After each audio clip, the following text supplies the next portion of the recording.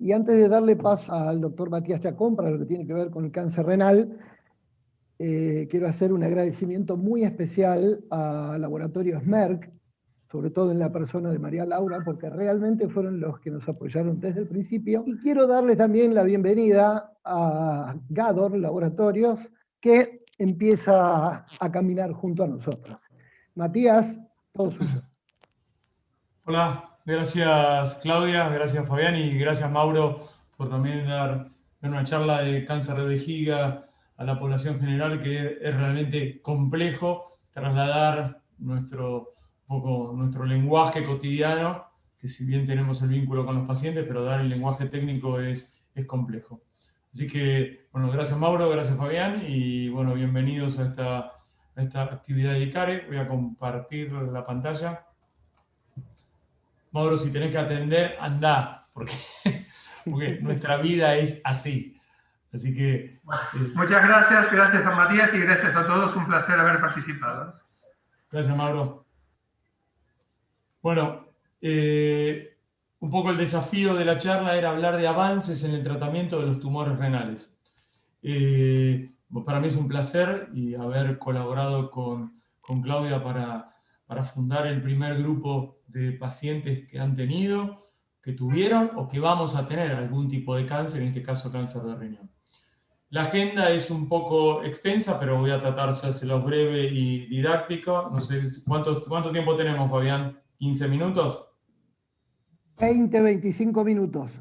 Bien, así que bueno, algunas consideraciones generales del cáncer, porque obviamente entrar antes de cáncer riñón o cáncer de vejiga, ¿qué es el cáncer?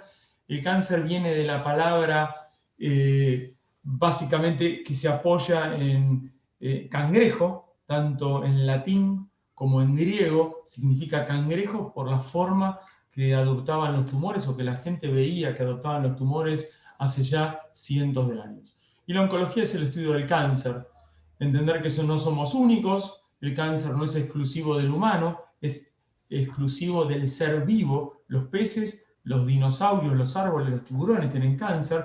Fíjense este hallazgo hace muchos años atrás en una tortuga, un sarcoma de mandíbula en una tortuga que tenía tiempo atrás, 240 millones de años, y el cáncer ya existía. La única evidencia que tenemos de cáncer de la edad antigua básicamente son de los tumores óseos, ¿sí? O de las metástasis óseas, porque del resto de los tejidos blandos con el correr del tiempo desaparecen. O sea que tanto de las momias como de los animales prehistóricos tenemos evidencia que el cáncer existía y también era un problema. Pero nosotros tratemos de llevarlo a un plano un poco más racional y que es simplemente una enfermedad que nace en una célula. Esta es una célula normal. La célula almacena su información dentro del núcleo y la alteración de la información en ese núcleo genera enfermedades, entre ellas el cáncer. Uno cree que la célula almacena su información en una forma muy prolija y ordenada y no es así. Tenemos cientos a miles de errores en nuestro ADN en forma diaria. Por minuto tenemos alrededor de 1000 errores en nuestro ADN. Y esto es como se ve el ADN dentro de la célula. ¿Sí? El ADN es la última hebra y la célula es esta, que es la unidad funcional más chiquita que tiene nuestro cuerpo. Agrupa el ADN en el núcleo y lo apila en cromosomas. Fíjense cuando ustedes dicen, bueno, ¿cómo puede ser que esta lesión se le haya escapado al médico o a la tomografía? Bueno, una célula normal o tumoral mide alrededor de 5 micrones y un micrón es 0.001 milímetro. Cuando ya vemos en una ecografía un tumor de 1 centímetro, hay 1000 millones de células tumorales. Por lo tanto, el ojo del médico, el ojo del cirujano, el ojo del patólogo, el ojo del vecino, hace imposible poder ver células aisladas. El cuerpo almacena la información en el ADN y el ADN está en continuo movimiento y, como les dije, en continuo error, y esos errores son realmente ordenados y emprolijados sistemáticamente por un sistema de reparación que tenemos cada uno de los seres vivos.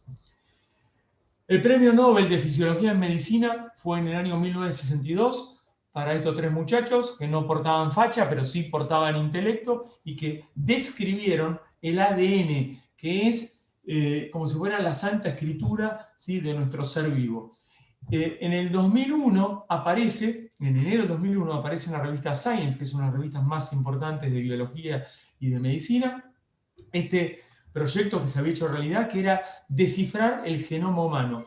Y años después se descifra el atlas del genoma humano. ¿Y por qué es tan importante? Y porque el cáncer está en nuestros genes. No es que lo tenemos permanentemente, sino que en esta modificación que hay cotidiana en nuestro árbol de ADN y en este error en la reparación, obviamente se genera cáncer. El riesgo de hacer un cáncer globalmente es 1 de cada 5 personas si consideramos dentro del globo terráqueo a África. Y si sacamos a África, el número de cáncer en la población occidental o oriental en países desarrollados es 1 de cada 2 o 3 personas. Entonces, ¿por qué pasa en África? África solamente colabora con el 3% del cáncer de todo el planeta. Y la respuesta es que el cáncer es una enfermedad del ser vivo y que obviamente cuanto más viejo es, más riesgo de cáncer tiene. Y en África la expectativa de vida en general y globalmente entre todos los países que configuran el continente es alrededor de los 42 años. Entonces, el cáncer es una enfermedad infrecuente en la vieja África. Este es el número de cáncer que hubo en el 2018. 18 millones de personas en el mundo se enfermaron de cáncer y 9,5 millones de personas se han muerto de cáncer en ese mismo periodo, en esta base general, que es una base de registro de investigación mundial del cáncer, llamada la IARC. Entonces, el cáncer parece una piedra muy pesada en el momento de tener el diagnóstico, pero es una enfermedad común. 1 de cada 2 o 3 personas en nuestro medio vamos a hacer un cáncer. El acceso. Cuando se habla habitualmente de acceso, la gente piensa siempre en medicamentos de alto costo, y mi objetivo es llevarlos a otra instancia. El acceso es a buena medicina. Buena medicina es no solamente buenos cirujanos, buena radiación, buen tratamiento médico, buena continencia, buen control de la gente, sino que es hacer buena prevención. Porque no hay mejor organismo saludable en aquel organismo que hace prevención. Y no solamente haciéndose las mamografías. Esta semana fue el Día Internacional de la Prevención del Cáncer de Mama. Y en realidad no es la mamografía. La mamografía, para hacerla bien, tienen que tener buenos equipos, tienen que tener buena gente que lo interprete. Si hay algo que se interpreta mal, hay que hacer una biopsia, hay que tener buenos patólogos que lean todo eso. Entonces, no es solamente el acceso a un fármaco, es el acceso a la buena atención. En lo que hace a números, 18 millones de personas han tenido cáncer en el 2018, 2 millones de personas tuvieron cáncer de pulmón y 2 millones de cáncer de mama. Ese es el tumor más común de todo el mundo. En Argentina, el tumor de mama es el más común, 21.500 personas, sobre 129.000 casos de cáncer en el año 2018.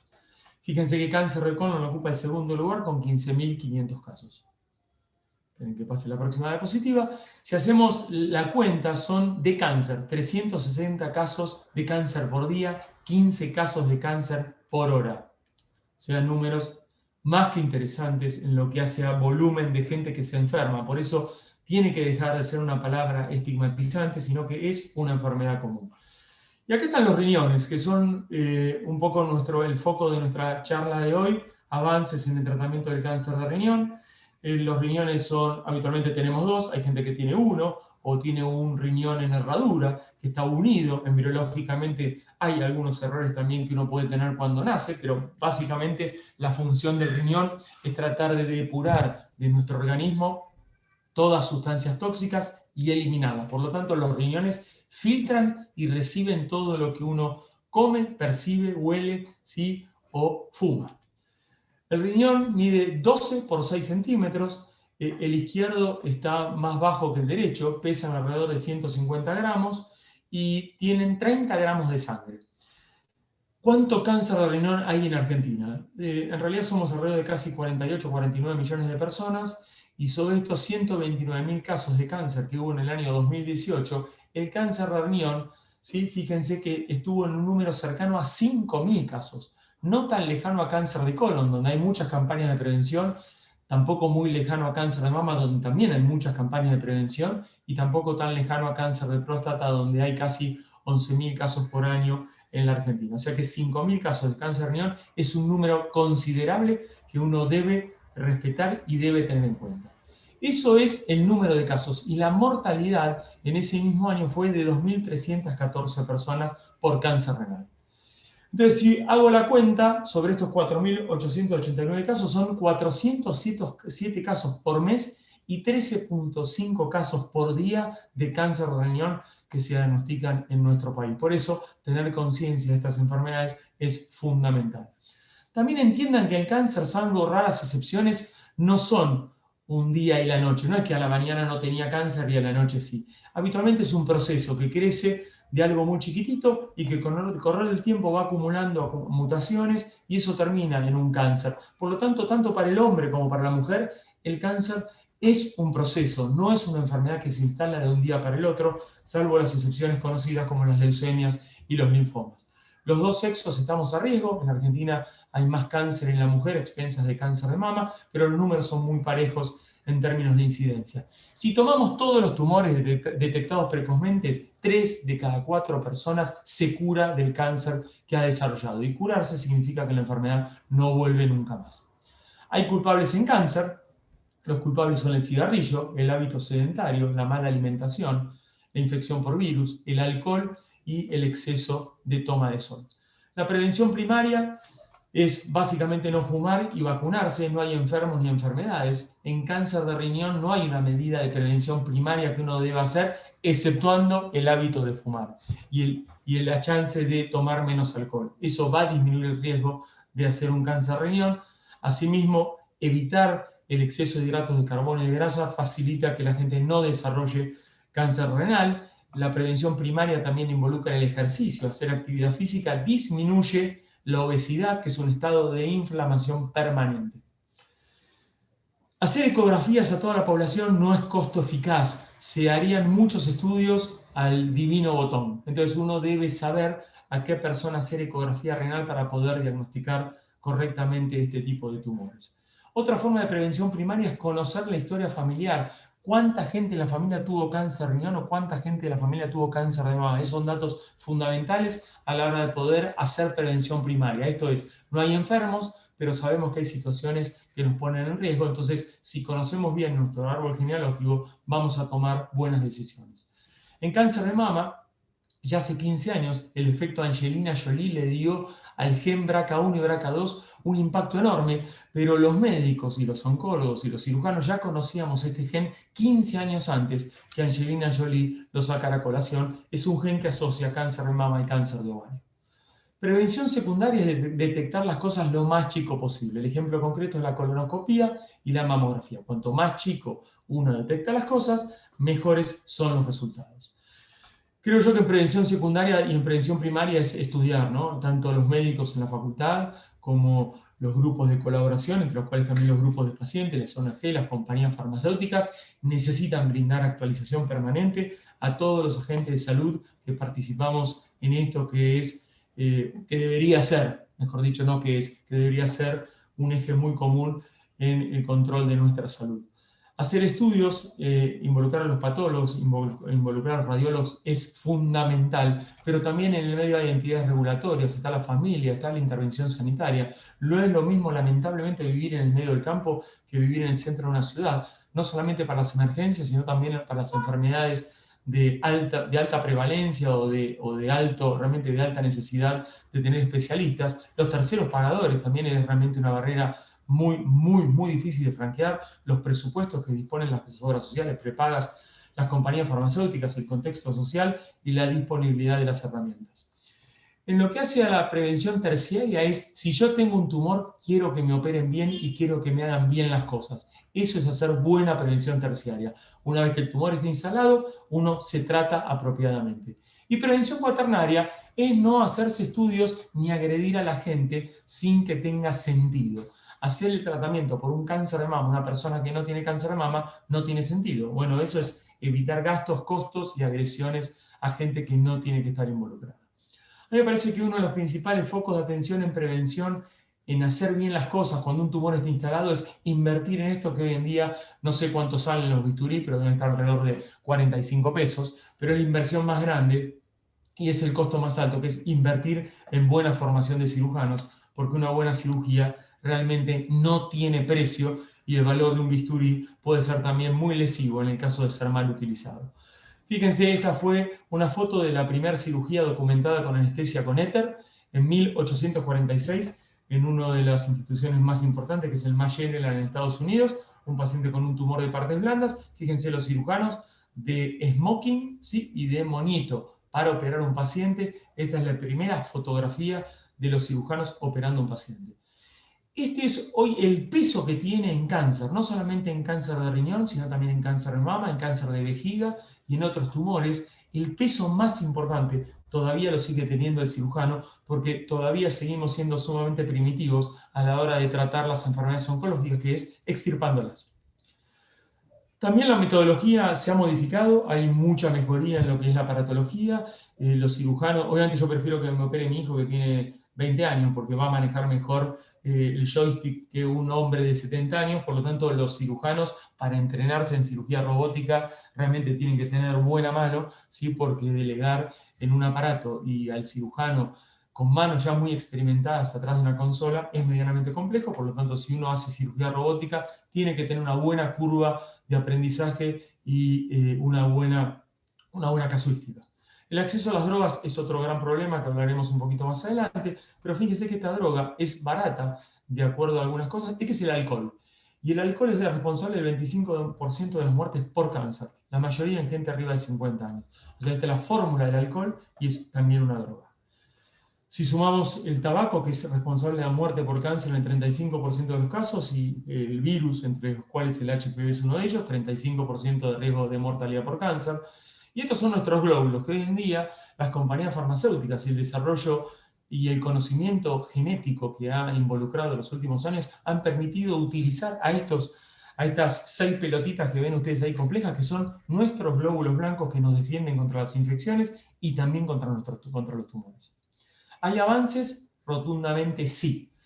El platino aparece en el 76 y cambia la historia del cáncer de testículo. Pasa de ser una enfermedad incurable a una enfermedad difícilmente que mate a un paciente. Hoy el platino cura a 95 de 100 chicos con cáncer de testículo. El tamoxifeno cambió la historia del cáncer de mama ya hace, fíjense, casi 43 años. Se hace cirugía conservadora de la mama del año 92.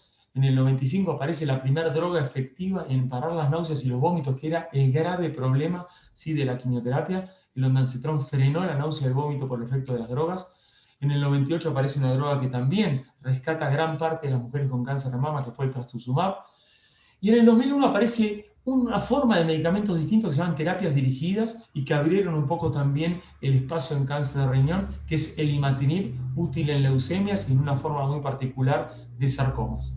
En el 2010 aparece la verdadera y moderna inmunoterapia, que hace de esos glóbulos blancos las principales herramientas para tratar un tumor. Y hoy en día el conocimiento genético, ponemos a esto que llamamos cáncer y que es el cangrejo, absolutamente al desnudo. Hoy en día está descifrado el genoma, que son los genes completos de todos los tumores. Por lo tanto, el tener la disponibilidad de la genética del cáncer hace de esta enfermedad realmente una esperanza día tras día de encontrar cada vez más soluciones.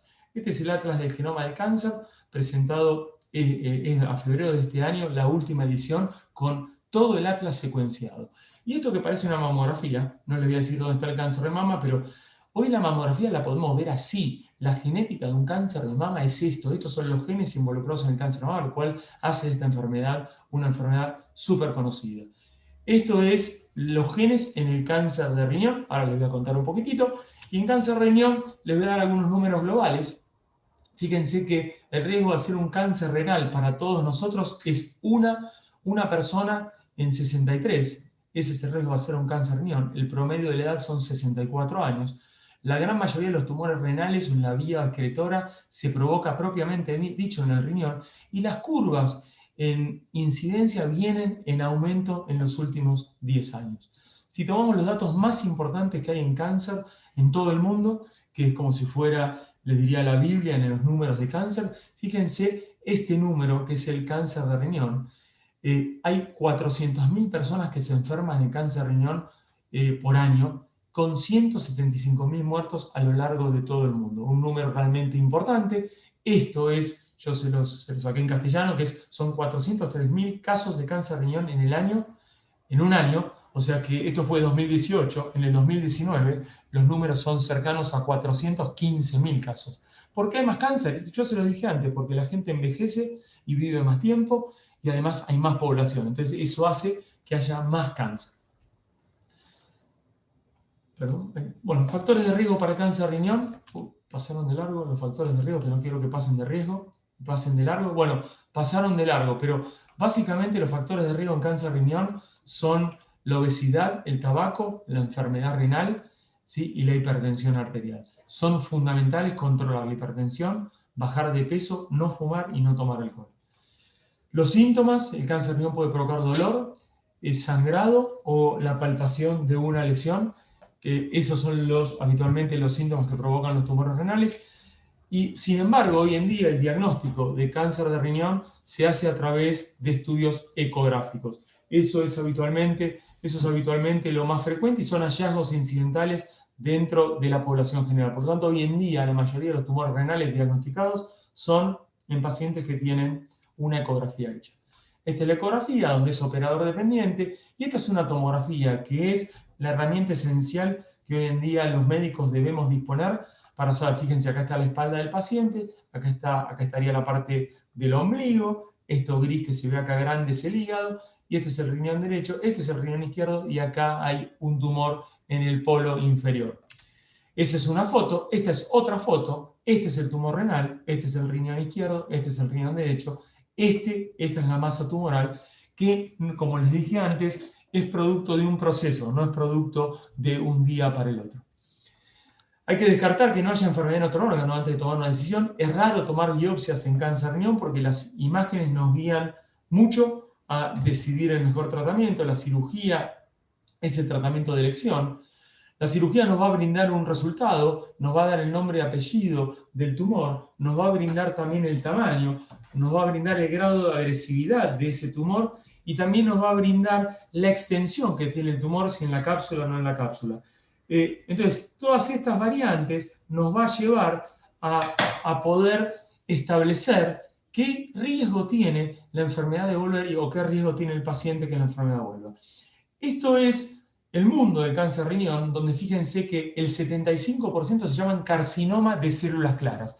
Esta es una célula tumoral, la que le estoy señalando con la flechita. Esta es una célula tumoral donde la mayoría, si se imaginan un huevo, bueno, la cáscara del huevo adentro tiene la yema y tiene el centro amarillo. Bueno, fíjense que la clara es como si fuera el líquido y la yema es el centro amarillo. Bueno, lo amarillo en este caso de la célula del tumor renal es esto blanquito, por eso se llaman carcinoma de células claras. Pero hay otros tipos de tumores en el riñón que se llaman papilares, cromófobos y otros tipos de tumor que, si se los enumero, son alrededor de 30 nombres más. Cada tumor renal tiene un nombre distinto. Eso es muy importante. No es yo tuve o tengo un cáncer de riñón y son todos iguales. Al menos hay 30 enfermedades distintas. Esta mujer, que se llama Susan Fuhrman, estableció, observando 100 tumores renales, ¿sí?, el grado de agresividad y pudo establecer una escala pronóstica que duró casi 30 años. Cáncer de riñón también tiene un gen. No tenemos a Angelina Jolie, como les mostré antes en cáncer de mama, sino que tenemos un gen que se llama von Hippel-Lindau, que eran dos personas, un oftalmólogo y un patólogo, y lo vemos asociado a cáncer de riñón. Por eso, si hay cáncer de riñón en la familia, lo más importante es ir a mirar este cromosoma, como les expliqué antes, cómo las cosas se empaquetan dentro de un cromosoma, cómo la información genética está dentro de un cromosoma. Bueno, el cromosoma más importante en cáncer de riñón es el cromosoma número 3. No es Angelina Jolie, ¿sí?, pero es al menos una persona con historia dentro de la medicina. El tratamiento de la enfermedad cuando está localizada el riñón es la cirugía. Antes les mostré la cirugía primitiva, acá está el tumor renal, acá está el tumor renal, ¿sí? Y hoy en día se tiende a sacar parcialmente, ¿sí? Y no se trata de sacar todo el riñón, se saca un sector del riñón para lograr resultados. No solamente, no es por la estética básicamente, pero sí es por tener un órgano sano, que es el riñón, y hoy los cirujanos están sumamente entrenados en hacer nefrectomías parciales. Y la forma de operar cada vez es más minuciosa, ¿sí? El cortecito del riñoncito es cada vez más chiquito, más específico, pero realmente los cirujanos han obtenido realmente y nos han hecho un cambio de paradigma en lo que es el abordaje de estas enfermedades. Fíjense que el tumor renal inicialmente, primariamente descrito, fue en 1880. Nosotros lo tratamos de dibujar así, ¿sí? La extensión del tumor y los estadios o cuán avanzado o no avanzado está el tumor está en virtud del tamaño. El tamaño establece todo en cáncer renal. Cuanto más grande es el tumor renal, cuanto arriba de los 7 centímetros, más riesgo hay que viaje a otro órgano.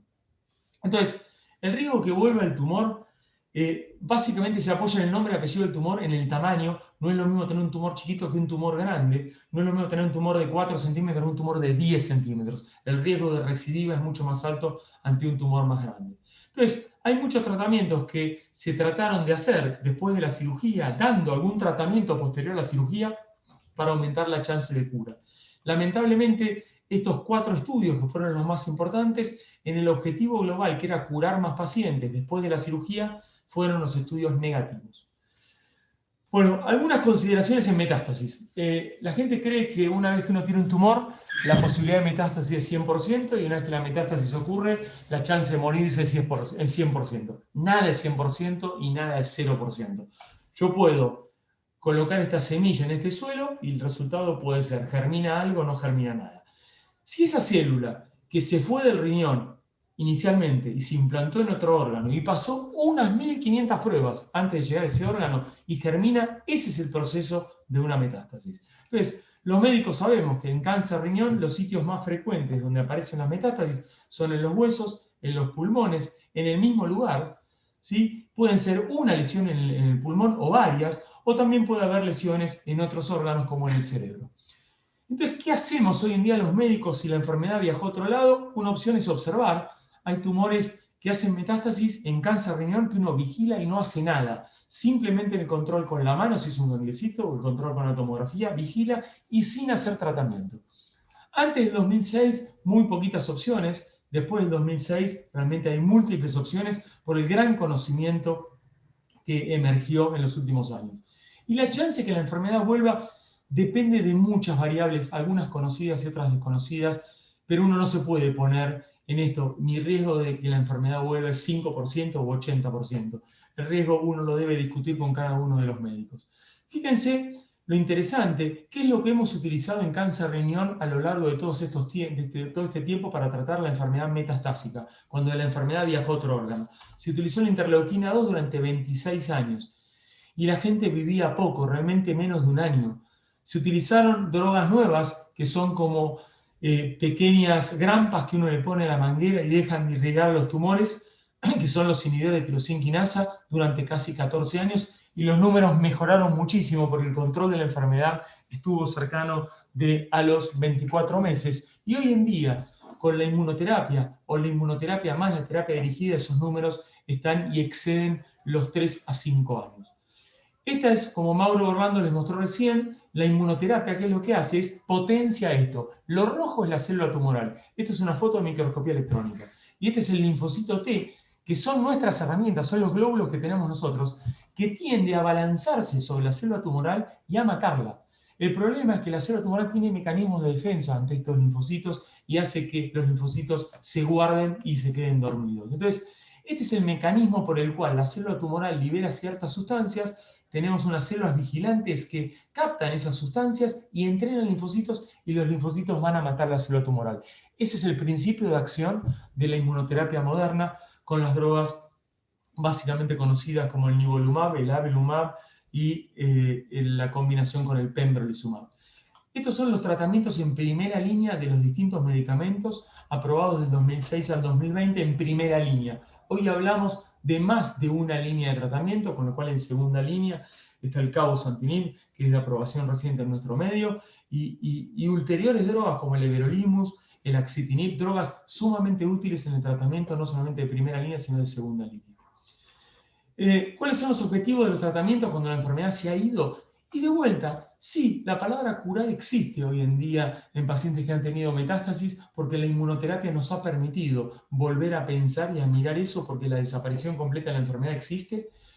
Otro objetivo es achicar el volumen de la enfermedad para que deje de dar síntomas y básicamente todo eso con el objetivo de que se mantenga la calidad de vida del paciente. ¿Cómo medimos nosotros la eficacia?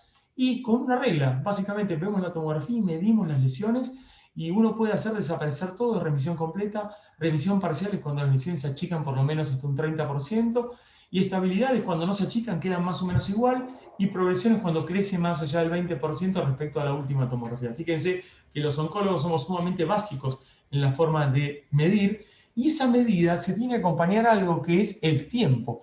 ¿Cuánto nos duró esa medida? Esa reducción en la enfermedad. Si la desaparición es completa, lo más probable es que uno pueda hablar de la palabra cura. Yo le puse 1968 y 26 de diciembre, que es una fecha muy, muy mala para la gran mayoría de todos nosotros, pero fue mi cumpleaños y ahí nací, así que por eso lo puse. Estos son 4 estudios enormes y para que se imaginen cómo avanza la ciencia. Son 4 estudios que cambiaron la historia del cáncer de riñón. Esto es lo que se daba antes, el interferón interleuquina. De 100 pacientes ayudábamos nada más que a 15 durante 5 meses y la gente vivía 12 meses, poquísimo. El sunitinib, que fue el primero que apareció en el 2006, ayudaba a 40% y controlamos la enfermedad 12 meses y la gran mayoría de la gente vivía más de 24 meses. Hoy en día, con la inmunoterapia, ayudamos al 60% de la gente. La respuesta dura mucho más allá de los 12 meses y la gente vive mucho más allá de los 24 meses. Y haciendo las combinaciones, esos números siguen sumando y la gente sigue mejorando sus posibilidades de seguir adelante. Y esta es la forma que se diseñan los estudios. Fíjense, 800 pacientes, la mitad recibe una combinación y otros 400 pacientes reciben otra combinación. Se ve la distribución, la edad de los pacientes, se ve cuántos pacientes habían sido operados, se ve dónde están las metástasis y después los médicos hacemos curvas del tratamiento experimental respecto al tratamiento estándar, y cuando vemos estas grandes diferencias en estas curvas, y esto significa esta curva plana, significa que hay gente a más de 2 años con control de su enfermedad y con desaparición de las cosas, realmente números que antes no veíamos. Otro punto importante es los efectos colaterales. Fíjense, estas son curvitas de efectos colaterales donde la diarrea, la hipertensión, el cansancio, todo esto es frecuente, fíjense, 50% con la combinación de 2 medicamentos, y un poquito menos con una sola droga. La escalerita existe en cáncer de riñón. Uno, si la primera línea no le sirvió, puede hacer una segunda línea.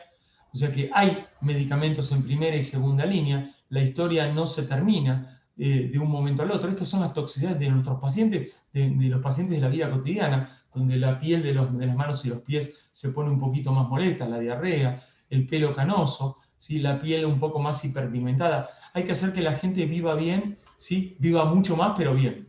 Estos son los estudios clínicos, que para mí es muy importante que lo entienda. Mauro lo expresó antes. Esperen un segundito que voy para atrás. Los estudios clínicos donde los pacientes ingresan para poder recibir la droga A o la droga B, ingresan a pacientes que son superhéroes, porque son pacientes que tienen todas las funciones orgánicas perfectas, porque es una condición para entrar en un estudio clínico. En cambio, nosotros somos gente normal, no somos superhéroes. Entonces los pacientes que tenemos adelante son como nosotros, somos gente normal. Entonces hay que tratar de estar incluidos dentro de los estudios clínicos. Argentina en cáncer riñón lideramos gran parte de los últimos estudios en cáncer riñón en todo el mundo, porque realmente hemos aprendido a incluir a los pacientes en esta, simplemente en un paso más que es la investigación y el beneficio para ustedes. El árbol genealógico es fundamental, ya lo mencionamos, ¿sí? Fundamental conocer el árbol genealógico, no sé por qué se traba. Y un poco para terminar es, curarse de una enfermedad implica que la enfermedad no vuelve más, y 75% del cáncer renal lo consigue. ¿Hay limitantes en el acceso? Sí. Fíjense, en el 2005 tuve la posibilidad de ir a dar una charla, me invitaron a dar una charla en Islamabad, en Pakistán. Fui a dar una charla de cáncer de colon en Pakistán. Esta es la paciente, estos son los residentes, este es el cirujano. La paciente podía estar 15 minutos nada más con el médico, no tenía sala de examinación. Acá estaba yo, que era un médico visitante, yo fui a dar una charla nomás, y la paciente tenía este tumor en la cara, y la única forma que tenían de brindarle acceso o algo era operarla al día siguiente, y la estadía en el hospital podían ser nada más que 2 o 3 días. Eso es un estado ausente y deteriorado por corrupción o deteriorado por mal destino de recursos. Y realmente yo me sentí muy mal en esta visita a Pakistán o a Islamabad, porque en ese momento todavía no había una diseminación de información, no teníamos internet como tenemos ahora, que podemos conocer desde el lado donde estamos hasta el lado donde vamos o queremos ir. Hoy en día no podemos ir a muchos lados, pero fíjense que en las calles, cuando salía a caminar un poquito, que no podía caminar solo, porque el saco ya solamente condiciona a la gente a tener cierto grado de agresividad sobre uno. Fíjense, hay centros de tratamiento de la diarrea. Yo iba a hablar de cáncer de colon. La gente no llega a tener cáncer de colon, la gente se muere de diarrea. Por lo tanto, hay que ajustar el foco a las necesidades de cada uno de nosotros. El coronavirus trajo realmente un grave problema a toda la sociedad, tanto a los desarrollados como a los no desarrollados.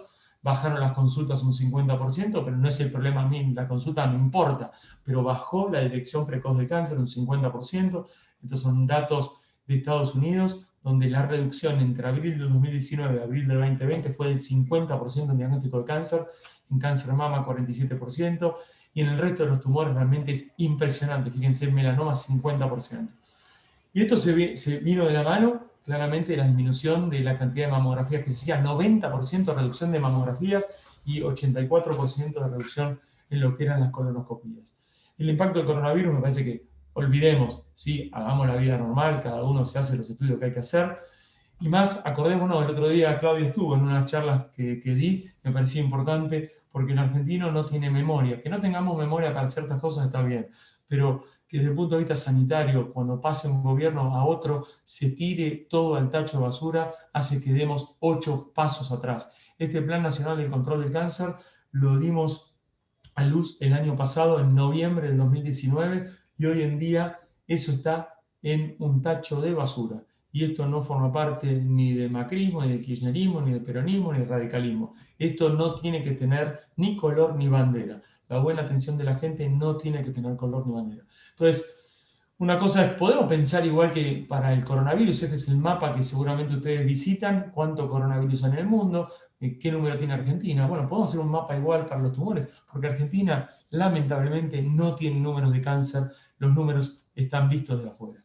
Por lo tanto, para terminar, vida saludable, me parece no fumar, comer bien, no excederse de peso, hacer una vida activa es lo más importante, porque cuando hacemos vida activa, el cáncer va a seguir existiendo porque es un don del ser vivo. Pero si logramos entre todos detectarlo precozmente haciendo vida saludable o haciendo detección precoz, la mayoría nos curamos. Esta es Madame Curie, que pobre Madame Curie fue premio Nobel de Fisiología, fue premio Nobel de Química por el descubrimiento del cesio, que es una forma de irradiarse. Y en cáncer de riñón, por suerte, no participa, porque la radiación en cáncer de riñón no tiene un rol determinado, salvo cuando hay una lesión que duele y no debe irradiar. Y Madame Curie, en ese momento, cuando ella descubre todo eso, no tenía en cuenta lo que era la protección de la radiación. Ella se termina muriendo de una mielodisplasia, que es una enfermedad degenerativa. Básicamente no se fabrican más glóbulos por razones estrictamente de la radiación, que en este caso uno le debería decir a Madame Curie fue mala praxis. Entonces, la ciencia avanza así, con observación, con registro, con estudios precisos, con buenos resultados, con más preguntas y de vuelta observar, estudiar y registrar. La tarea del médico y del investigador es incesante y realmente no tiene fin. El médico que dice vuelvo a casa tranquilo porque no tengo nada que hacer es un médico irresponsable, sí, para sus pacientes. Por lo tanto, nuestra tarea es fundamental, así que desde von Hippel, que es uno de los que le dio el primer signo de enfermedad hereditaria del cáncer de riñón, hasta Susan Fuhrman, que le dio la agresividad, hasta este ecografista, que fue el padre de la ecografía, y básicamente en el cáncer de riñón, los quistes llevan su nombre, ¿sí? O sea, fíjense que la historia está hecha de poca gente, pero en el medio del crecimiento del conocimiento ha sido realmente amplificado y hoy en día es realmente imperioso tener la mejor calidad de atención. Así que gracias Claudia, gracias Fabián. Mensajes para irse a casa, cáncer, enfermedad común, educarme y educar. Organicemos un poco más este país. El COVID va a pasar, nuestro esfuerzo no. Prevenir es fácil, gratis, y ese esfuerzo y esa prevención probablemente nos dure para el resto de nuestras vidas. Y si uno tiene que hacer algo es no fumen, no tomen, dieta balanceada, muévanse, vacúnense, cooperen, eduquen e implementen. ¿Sí? Que es una forma también de hacer de estas enfermedades algo de historia. Así que el equipo multidisciplinar al servicio del paciente somos todos nosotros, incluyéndolos a ustedes, que escuchando también estas charlas terminan siendo agentes de la salud, ¿sí? Y van a poder ayudar a otra persona más, además del vecino que tienen al lado. Así que, Fabián, muchas gracias por la invitación.